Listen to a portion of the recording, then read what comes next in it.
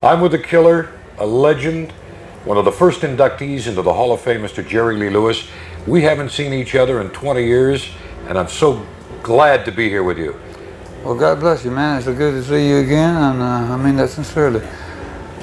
You're a great man yourself, you know? God's been good to you, Jerry. He's been good to both of us, Killer. You know it. You know it. You know, when I look back over your career and the ups and downs, you're a survivor and a man we all admire. You know that? A lot of ups and lots of downs. We all have those. You got me thinking about it now.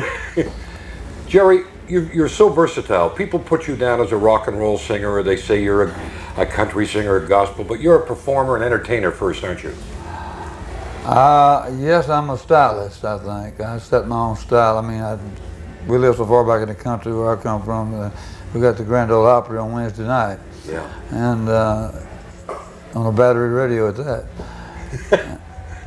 My dad and mother bought me a piano when I was 8 years old, and I had never heard anybody else play a piano, so I taught myself to play. Yes.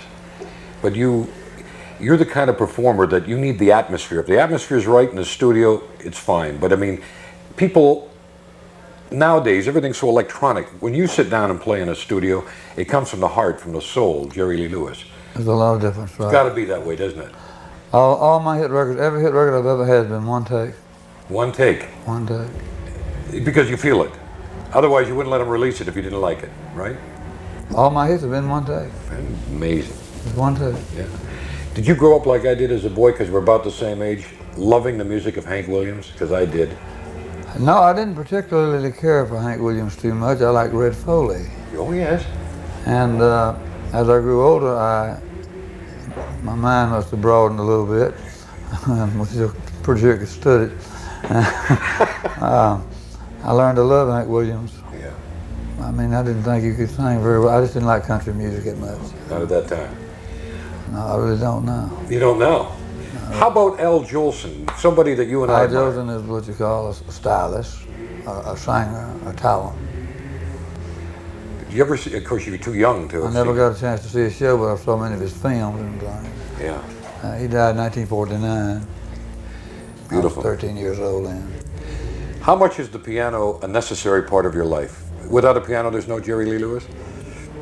Oh, yeah, I'm a great singer too. I can sing, I can pick, but I like to pick and sing. Play and sing. Can I tell you a little story and see if your memory's as good as I know it is?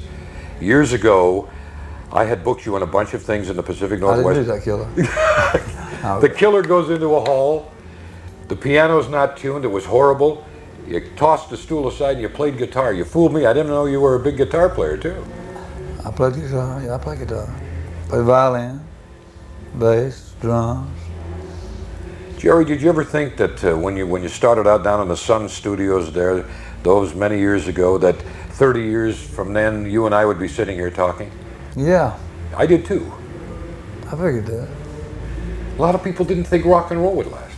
Well, they just didn't.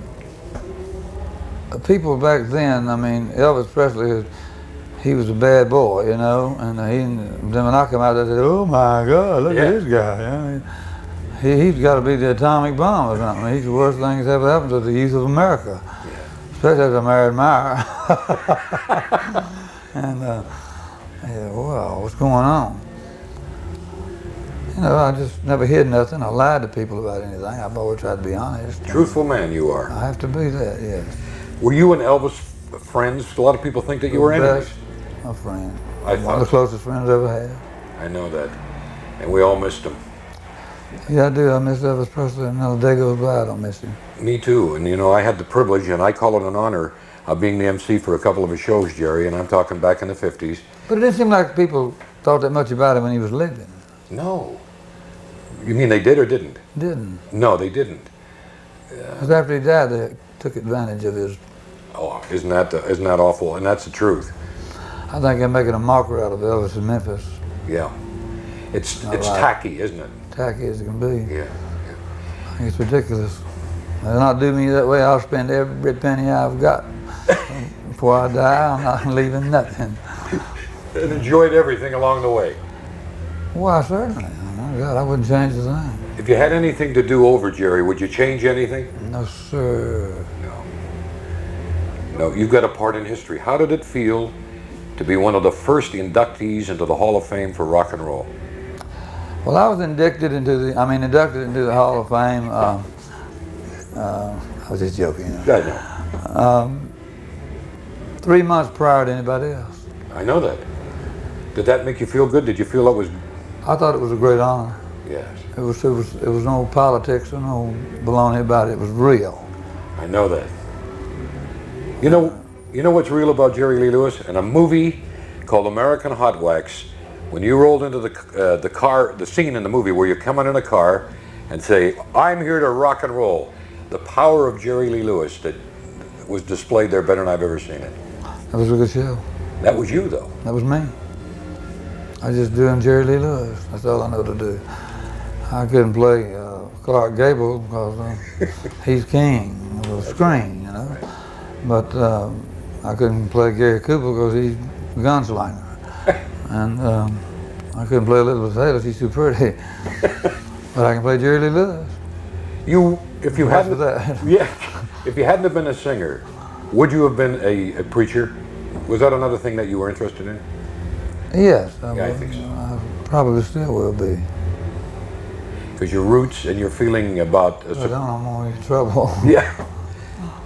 But it seems to me there's so much... I figured you'd lead me into this in a minute. No. I just felt that the way you talk, and I know you believe in God, and a lot of people don't, but you do.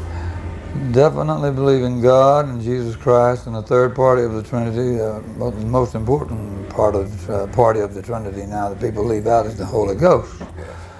The book of Acts. Yes. Yeah, you've read it, and so have I. And you believe it and you live it. I know it to be a fact. Exactly. But people are denying it and they're leaving it out of their Bibles they're rewriting, you know. I know. It makes you sick every day, doesn't it? It does me. I don't like it. And me and Jimmy, my cousin, Jimmy Swaggart, we had a few rounds about it, you know. What are you doing recording-wise now? You've just finished doing a whole bunch of television specials, of which this is one. Yeah, we just fixing to do an album with Chip Smallman. Oh, I love your album. May I just butt in and say, Homecoming, the class of '55. You like that?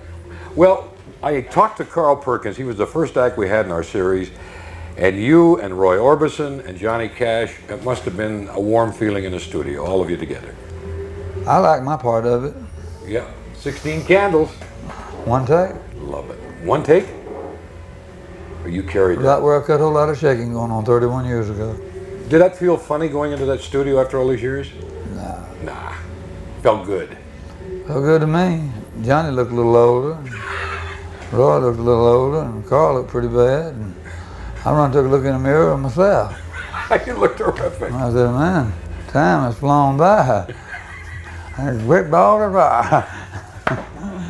Jerry, I want to thank you for talking to me. Of all of the things, last question, of all of the songs you put down on record, and you put them on albums and singles, and you put things on videotape, what are you most proud of all your recordings? Well, I'd have to say a whole lot of shaking going on. It's my favorite record. Not just because it's sold, but because you feel that's the thing you're proudest of. That's rock and roll. Well, may I leave on this note? It's not rockabilly, it's rock and roll. Rock and roll.